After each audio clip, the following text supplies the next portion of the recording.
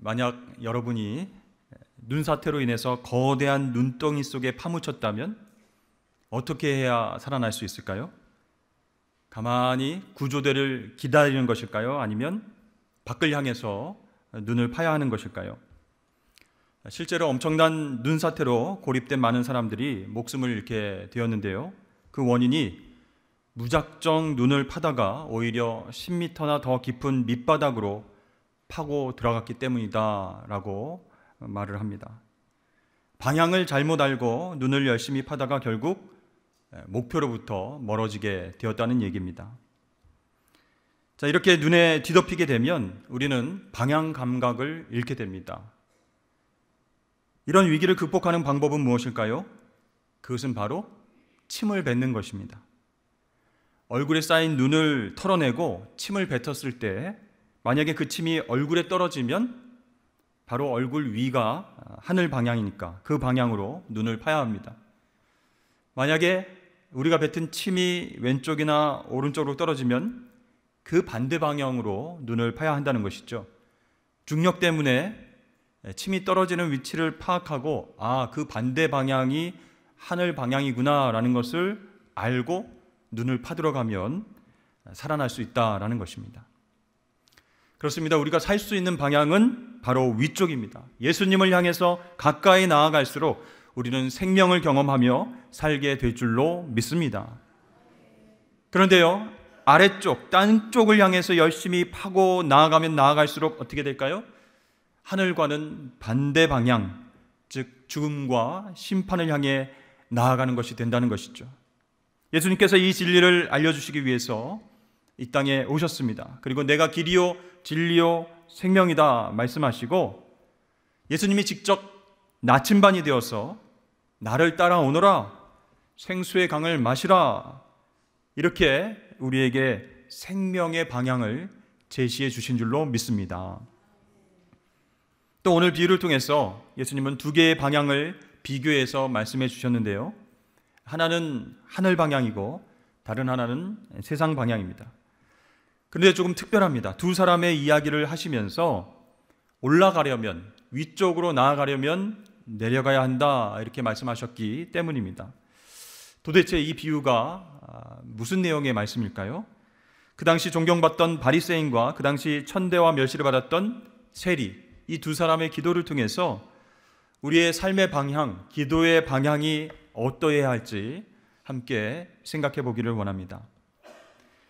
오늘 본문에 등장하는 바리새인은 많은 바리새인 중에서 가장 경건하고 하나님 율법 말씀을 잘 지키는 사람입니다. 성전에 올라가서 정해진 시간마다 열심히 기도합니다. 일주일에 2번씩 금식하고요, 소득의 11조를 하나님 앞에 정확히 드립니다. 반면 세리는 어떤 사람입니까? 하나님 말씀에 불순종하는 사람, 민족을 배신한 배신자, 수탈자, 도적과 같은 사람이죠. 자, 이 두 사람이 성전에 각각 올라가서 하나님 앞에 기도를 드립니다. 먼저 바리새인이 성전에 올라갔고 나중에 세리가 올라갔습니다. 그러나 성전을 내려갈 때는 세리가 의롭다함을 얻었고 바리새인은 정죄를 받고 내려왔습니다.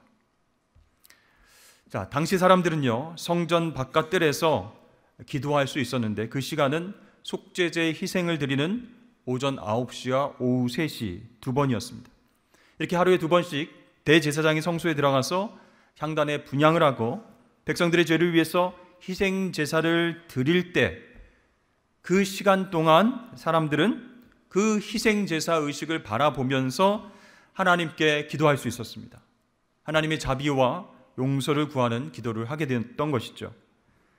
자, 그때 바리새인은 자기 자신을 거룩하고 깨끗하다고 여겼기 때문에 성전에 올라온 다른 사람들과 따로 떨어져 있었습니다. 11절을 보니까 바리새인은 서서 따로 기도하여 이르되 이렇게 나오고요.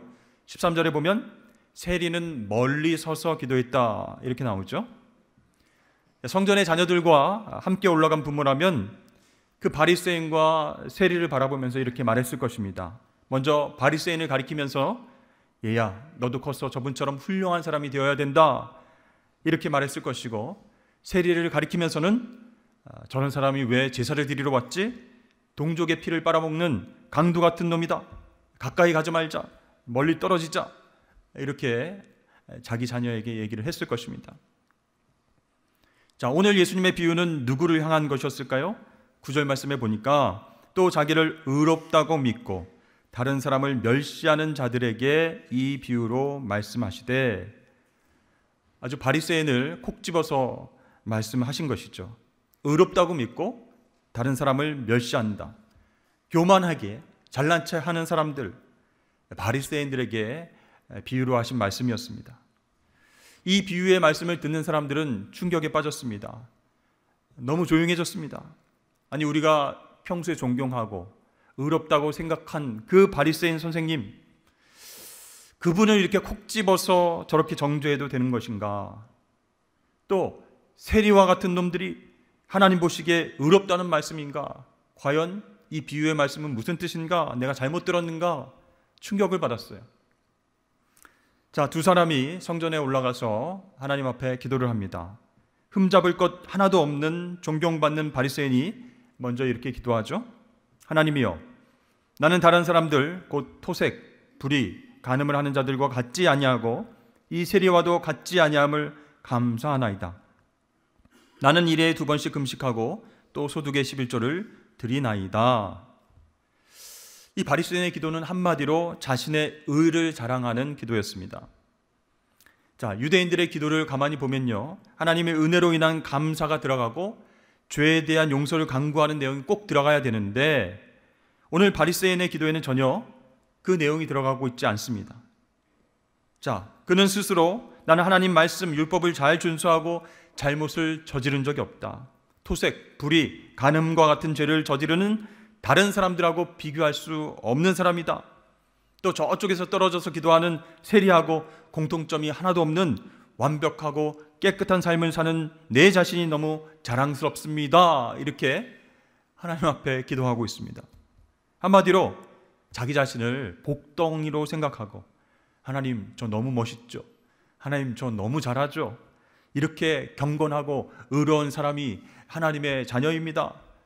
저입니다. 감사합니다. 이렇게 기도하고 있다는 것이죠. 여러분들은 바리새인의 기도를 어떻게 생각하십니까? 그냥 예수님께서 메시지를 강력하게 전하기 위해서 그렇게 좀 살을 붙이셔서 세게 얘기하신 것 아닐까? 나는 바리새인처럼 기도한 적도 없고, 나는 바리새인처럼 신앙생활 한 적이 한 번도 없다. 옆에 앉아있는 김 지사는 몰라도 나는 한 번도 그런 적이 없다. 이런 생각을 하실 수도 있습니다. 그런데 여러분, 가만히 돌아보면 우리도 바리새인과 같은 마음으로 기도하고 신앙생활 할 때가 종종 있다는 것입니다. 그렇다면 바리새인과 같은 이 마음 어디서부터 왔을까요? 그것은요, 행위로 의를 얻을 수 있다. 열심히 노력하면 하나님과 사람들이 인정하는 의를 얻을 수 있다. 존경받을 수 있다. 이런 교만한 생각으로부터 그런 마음이 시작되었다는 것이죠. 여러분, 기도의 방향이 어디로 향하고 있습니까? 하나님께로 향하는 것이 아니고 나에게로 향하고 있습니다. 한 번도 율법을 어긴 적이 없고 그렇게 경건하고 순종하며 살아왔습니다. 저 사람들과 나는 다릅니다. 이렇게 기도의 방향이 나에게로 향해져 있습니다. 육체의 욕심과 자랑과 교만, 그것으로 가득 차 있죠? 그렇습니다. 이 기도를 통해서 바리새인의 특징을 몇 가지 생각해 볼 수 있는데요. 첫 번째로, 부지런하고 성실하지만 교만하다라는 것이에요. 예배와 봉사와 또 전도와 섬김의 자리에서 열심히 섬김에 살아갑니다. 물론 중요하고 꼭 필요한 일이죠. 그런데 그 내면에 교만이 가득 차서 그 일들을 감당할 때가 있다는 것입니다. 내가 정기적으로 금식했습니다. 내가 소득의 11조를 꼬박꼬박 했습니다. 봉사와 섬김의 일을 잘 했으니까 나는 하나님이 보시기에 소중하고 인정받는 사람, 의로운 사람이다. 이런 생각으로 꽉 차 있었어요. 때때로 이것을 무기 삼아서 다른 사람들을 정죄하는 데 쓰기도 합니다. 나는 이렇게 열심히 사니까 당신들에게 이렇게 말을 할 자격이 있어. 당신들은 순순히 내 말을 듣는 것이 좋을 거야. 이렇게 이야기하기도 하죠. 자, 바리새인의 두 번째 특징은 무엇일까요? 시력이 엄청 좋다라는 것입니다. 제가 재보지는 않았지만 시력이 한 3.0 정도는 되는 것 같아요. 기도할 때 눈을 뜨고 보는지 다 압니다. 어떤 사람이 교회에 나왔는지 안 나왔는지, 어떤 사람이 기도할 때 눈을 감고 열심히 하는지 폰을 보고 있는지 다 압니다. 누가 어떤 잘못을 했고 어떤 실수를 했는지, 어떤 소문의 진상이 사실인지 아닌지 다 파악하고 면면히 살핍니다. 이렇게 다른 사람의 흠을 찾아내는 그 시력이 매우 뛰어나다라는 것이에요. 여러분, 왜 이러는 것일까요? 왜 사람들의 흠집을 찾아서 그렇게 노력하고 있는 것일까요? 그것은 그 사람들과 나를 비교하면서 나는 그렇지 않다라는 것이죠. 자기를 높이기 위해서, 자기를 빛나게 하기 위해서 자주 다른 사람들과 비교를 하는 특징이 있는데요, 특별히 높은 사람, 잘하는 사람, 성공하는 사람이 아니라 자기보다 못한 사람, 연약한 사람, 실패한 사람과 자기 자신을 주로 비교합니다. 그래야 자기가 높아질 수 있으니까 자기보다 열등한 사람을 바라보면서 흠집을 찾고 나는 그렇지 않아 하면서 자신을 높인다는 것이죠. 여러분, 그런 의미에서 교만이라고 하는 것은요, 그 사람의 열등감의 다른 표현이다라고 할 수 있는 것이죠. 자, 바리새인의 또 다른 특징은 무엇일까요? 그 누구의 도움도 필요치 않다라고 생각하는 거예요. 하나님의 도움도 필요 없다, 이런 생각으로 기도의 내용을 보면 하나님께 도움을 구하는 내용이 하나도 없다라는 것이죠. 단지 자신이 금식했다, 소득의 11조를 했다, 열심히 섬겼다, 이렇게 하나님께 알리고 있습니다. 통보하고 있습니다. 여러분, 하나님께 도움을 구하지 않는다는 것은요, 내 힘으로 충분히 할 수 있다, 그런 생각입니다. 내가 알아서 문제들을 해결할 수 있는 능력이 있고, 내가 없이는 가정도 안 돌아가고 직장도 안 돌아가고 교회도 안 돌아간다라고 믿고 있는 거예요. 결국 자기 중심의 생각과 행동을 하면서 살아가게 된다라는 것이죠. 자, 이렇게 우리는 바리새인의 기도를 통해서 그들의 특징을 알게 됩니다. 그리고 이 교만이라는 것이 얼마나 무섭게 그 인생 가운데 작용하는지도 깨닫게 됩니다. 하나님 없이 내 삶과 신앙생활은 가능하고 안전하다라고 믿는 그 교만이 그 인생을 어떤 방향으로 내몰고 있습니까? 죽음과 심판의 방향으로 그렇게 내몰고 있다는 것이죠. 여러분, 우리는 어떻습니까? 바리새인과 같은 생각과 행동을 한 적이 없으십니까? 근데 곰곰이 생각해 보면 때때로 우리도 남들의 실패를 기뻐할 때가 있어요. 드러내놓지는 않지만 아이고 잘됐다, 아이고 시원하다 하면서 속으로 남의 실패를 기뻐할 때가 있어요. 또 남들의 이야기, 남들의 평가, 그리고 남들이 이야기하는 유행에 굉장하게 민감하게 반응하면서 욕심을 부릴 때도 있죠. 또 이 세상 가운데서 내가 어느 정도 경력과 지혜와 모든 것을 일군 성과가 있으니 내 생각과 내 노력과 내 판단이 제일 중요하다라고 생각할 때가 있습니다. 그때 교만이 싹트게 된다라는 것이죠. 그러면 우리도 바리새인들처럼 하늘의 반대 방향으로 나아갈 수 있음을 기억해야 할 것입니다. 반면에 세리의 기도는 어떻습니까? 속죄 예식이 진행되는 동안 세리는 주변의 다른 사람들의 따가운 눈총, 경멸하는 시선을 계속 느끼고 있었습니다. 세리는요, 그 자신이 너무 큰 죄인이라고 생각하기 때문에 제사를 드리러 온 다른 사람들과 함께 있을 수 없었습니다. 도저히 나는 하나님 앞에 설 수 없는 죄인임을 깨닫고 멀리 혼자 떨어져서 하나님 앞에 기도했습니다. 또 다른 사람들이 하는 것처럼 눈을 들어서 하늘을 우러러보고 기도할 수 없었습니다. 그 대신 어떻게 했어요? 가슴을 치면서 기도하고 있습니다. 여러분, 세리는 왜 가슴을 치면서 울면서 기도했겠습니까? 모든 죄악과 더러운 것들이 자신의 마음에서부터 나왔음을 인식했기 때문이에요. 그렇게 세리는 자신의 가슴을 치며 진심으로 회개하면서 기도하고 있습니다. 말로만 나는 죄인입니다 이렇게 고백하는 것이 아니라 죄에 대한 그 아픈 마음들, 애통하는 마음을 온몸으로 표현하면서 기도하고 있었다라는 것이죠. 13절 말씀입니다. 세리는 멀리 서서 감히 눈을 들어 하늘을 쳐다보지 못하고 다만 가슴을 치며 이르되 하나님이여 불쌍히 여기소서 나는 죄인이로소이다 하였느니라. 여기서 불쌍히 여기다라고 하는 원어 헬라어를 찾아보니까 자기의 죄를 덮어달라 그런 뜻이에요. 불쌍히 여겨 주옵소서, 내 죄를 덮어 주옵소서. 하나님께서 나의 죄를 덮어서 용서해 주시고 나를 다시 받아 주십시오, 이런 간구의 기도입니다. 이 기도는요, 속죄의 희생과 관계가 있다는 것이에요. 세리가 대제사장이 백성들의 죄를 속하기 위해서 짐승 잡는 것을 바라보면서 기도합니다. 하나님, 속죄의 은혜가 나에게 임하게 하여 주시옵소서.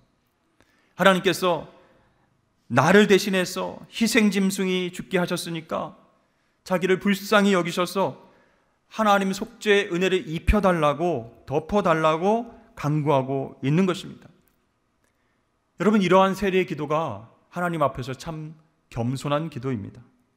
하나님을 진정으로 만나기 위해서 성전에 올라왔습니다.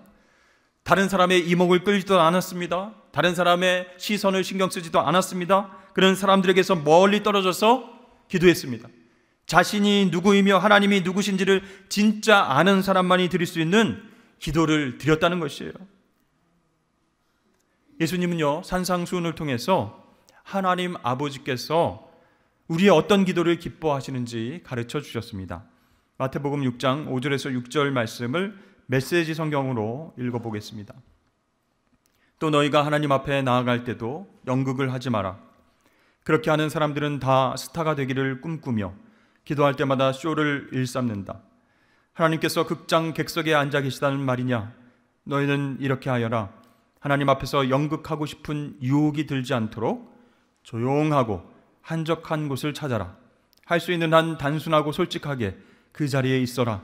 그러면 초점이 너희에게서 하나님께로 옮겨지고 그분의 은혜가 느껴지기 시작할 것이다. 아멘. 그러니까 바리새인들의 생각은 무엇입니까? 세상이라는 무대에서 자신이 하나님의 박수를 받으면서 연기하는 배우다, 이렇게 생각하고 있습니다. 더 많은 박수, 갈채를 받기 위해서 어떻게 해야 될까요? 규칙과 법에 집착을 하고 새로운 규칙들, 율례들, 법도들을 더 많이 만들어냈습니다. 그리고 자격 없는 사람들, 그걸 다 지키지 못하는 사람들은 무대 위에 올라오지 못하게 하는 거예요. 그렇게 막아서서 모든 조명이 자기에게 비춰지길 원하면서 그렇게 신앙생활하고 있었습니다. 그러나 세리는 어떻습니까? 사람들 앞이 아니라 하나님 앞에서 철저히 낮아지고 끼어져 있습니다. 자신의 죄를 깊이 인정하면서 하나님의 긍휼을 간구하고 있습니다. 하나님, 내 죄를 덮어 주시옵소서. 긍휼히 여겨 주시옵소서. 자, 두 사람의 기도를 비유로 말씀하시면서 예수님은 최종적으로 이렇게 마무리하셨습니다. 저 바리새인이 아니고 이 세리가 의롭다 하심을 받고 집으로 내려갔단다. 무릇 자기를 높이는 자는 낮아지고 자기를 낮추는 자는 높아질 것이다. 모두가 충격적인 반전의 이야기에 깜짝 놀랐습니다.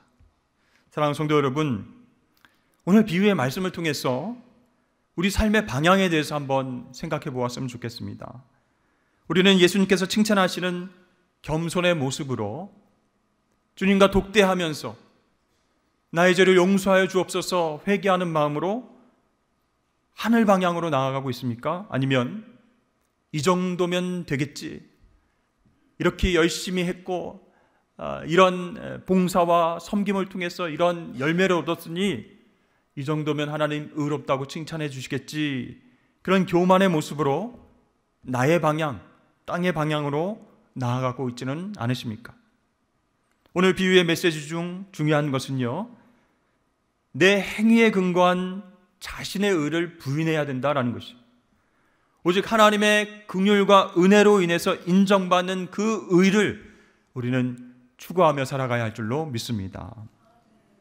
이 바리새인들은요, 율법을 다 지키고 금식하고 11조 드리고 이 종교적 행위를 통해서 스스로 의롭다, 이렇게 교만한 생각을 가졌어요. 그러나 여러분, 하나님 앞에서 의를 얻는 길은 자신의 노력, 자신의 행위가 아니라 순전히 하나님의 긍휼하심과 자비하심에 근거한 선물, 은혜인 줄로 믿습니다. 구약제사는 폐하여졌죠. 십자가 위에서 희생제물이 되신 예수님을 통해서만 하나님 안에서 의로워질 수 있습니다. 그래서 이제는 예수의 이름으로 회개하고 예수의 능력을 힘입어서 깨어서 기도할 수 있습니다. 그때 우리의 삶의 방향이 바뀌고 하늘을 향해서, 위쪽을 향해서 그렇게 나아가게 될 줄로 믿습니다. 제 가족을 포함한 많은 분들이 그렇게 질문을 하십니다. 교회에서 무엇을 어떻게 해야 되겠습니까? 이렇게 물어보십니다. 물론 너무 감사한 일이죠. 봉사하고 싶고 섬기고 싶습니다. 이런 뜻이니까요. 그러나 우리가 하나님을 위해서 일하고 봉사하기 전에 우리의 노력과 열매가 하나님을 기쁘시게 할 수 있다는 그 교만을 먼저 물리쳐야 된다는 것이죠. 사실 뭔가 교회 공동체나 직장에서나 세상에서나 일을 많이 하는 것, 그리고 성공하고 열매를 얻는 것, 그것은 외적으로 보이기 때문에 중요하다 이렇게 생각할 수 있어요. 그런데요, 보이지 않는 것, 내적으로 하나님 앞에서 회개하고 겸손해지고 낮아지고 그렇게 사람들을 사랑하고 이웃에게 복음을 전하는 것, 잘 눈에 보이지 않기 때문에 우리에게 있어서는 외적인 행위가 더 중요하다라고 생각되어질 때가 있다는 것입니다. 자, 그런 마음이 들 때 우리는 어떻게 될까요? 겸손하게 세리처럼 기도하고 행동해야 됩니다. 어떻게 해요? 사람들과 떨어져야 됩니다. 한적한 곳, 조용하고 은밀한 곳에서 하나님을 독대해야 됩니다. 그리고 뭘 해야 될까요? 가슴을 치면서 나의 죄를 인정하면서 하나님, 나를 불쌍히 여겨 주옵소서, 내 죄를 덮어 주시옵소서, 하나님의 은혜가 필요합니다, 이렇게 전심으로 기도해야 합니다. 그럴 때 우리의 삶의 방향이 위쪽을 향해서 나아가는 것이죠. 오늘 예수님께서 마지막 구절에서 자기를 낮추는 자는 높아지리라 이렇게 말씀하셨어요. 자, 여기에서 낮아지는 것, 무엇을 뜻할까요? 뭔가에 의해서 수동적으로 어쩔 수 없이 낮아지는 것, 그런 것을 뜻하는 것이 아닙니다. 예를 들어서 실직을 하거나 관계가 깨어졌거나 열심히 준비한 일을 실패했거나 꿈이 깨진 그런 어떤 수동적인 것이 아닙니다. 예수님께서 자기를 낮추는 자는 높아지리라 이렇게 말씀하셨을 때 낮아진다라고 하는 것은 능동적인 낮아짐이다라는 것이에요. 그럼 어떤 것이 능동적인 낮아짐이겠습니까? 오늘 세리의 기도처럼 스스로 자기의 죄를 고백하고 회개하는 것입니다. 들켜서 맞습니다, 내가 이런 죄를 졌습니다, 이렇게 고백하는 것이 아니라 스스로 죄를 하나님 앞에서 고백하고 진심으로 회개하는 것, 그것이 능동적인 낮아짐이다라는 것이에요. 또 하나는 나보다 남들을 더 좋게 여기고 낮게 여기고 존중하며 배려하는 것입니다. 빌립보서 말씀을 보니까 오직 겸손한 마음으로 각각 자기보다 남을 낮게 여기라 이렇게 명령하고 있죠. 그러니까 세상과는 완전히 반대 방향 아니겠습니까? 그럼에도 불구하고 하나님께서는 오늘 말씀을 통해서 능동적으로 낮아지라, 그래야 하나님 너를 높이시리라, 하늘 방향, 위쪽 방향으로 구원의 길로 나아가게 될 것이다 말씀하고 계세요. 그러므로 사랑하는 성도 여러분, 우리 가정 가운데서 우리 부부끼리 내 말만 하지 말고 남편의 말도 잘 들어주시고 아내의 말도 잘 들어주시길 바랍니다. 귀를 기울여서 경청해 주십시오. 또 자녀들이 어렸을 때는 안 그랬는데 이제 컸다고 엄마 아빠한테 조언을 하는 거예요. 엄마 아빠 이런 건 이렇게 해야 돼요, 이렇게 조언을 하고 이야기를 할 때 네가 뭘 한다고 그래, 네가 뭐야, 전문가야, 이렇게 하지 마시고 많이 컸네, 성숙했네 하면서 경청하는 것입니다. 나보다 남을 낮게 여기는 것, 그것은 대상을 가릴 필요가 없다라는 것이죠. 버스나 지하철을 탔을 때 빈자리가 하나 보입니다. 그때 갑자기 가방을 던져가지고 자리를 맡아놓고 내 자리입니다. 이렇게 주장하지 마시길 바랍니다. 주차장 빈자리가 하나 딱 남았습니다. 전화해가지고 빨리 내려와서 그 빈자리에 누워 있어라. 그러면은 다른 사람들이 왜 그럽니까? 하면 우리 자리인데요. 이렇게 하지 말라는 거예요. 누군가 여러분들에게 좀 도움이 필요합니다. 도와주십시오. 이렇게 얘기하면 시간이 없습니다. 바쁩니다. 잘 모르겠습니다. 이렇게 하지 말고 최선을 다해서 나보다 남을 낮게 여기고 그렇게 배려하고 도움을 줄 수 있어야 된다는 것입니다. 자, 이렇게 의지적이고 능동적으로 자신을 낮출 때 어떻게 해요? 하나님은 우리를 높여주실 줄로 믿습니다. 사랑하는 성도 여러분, 오늘 바리새인과 세리의 기도, 두 사람의 기도 비유를 통해서 나는 어떤 방향으로 기도하고 살아가고 있는가 선택하실 수 있기를 바랍니다. 내가 기뻐하는 방향, 교만과 자기의로 가득 차서 나만 만족하고 그렇게 기도하고 살아가는 방향이 아니라 주님께서 기뻐하시는 방향, 스스로 회개하고 죄를 용서해달라고 울며 기도하고 겸손과 긍휼로 남들을 도와줄 수 있는 그런 하늘 방향으로 나아가실 수 있기를 주의 이름으로 축복합니다. 그때 하나님께서 우리를 높여주실 뿐만 아니라 우리를 통해서 하나님의 귀한 사명들을 감당할 수 있는 새 힘과 능력을 주실 줄로 믿습니다.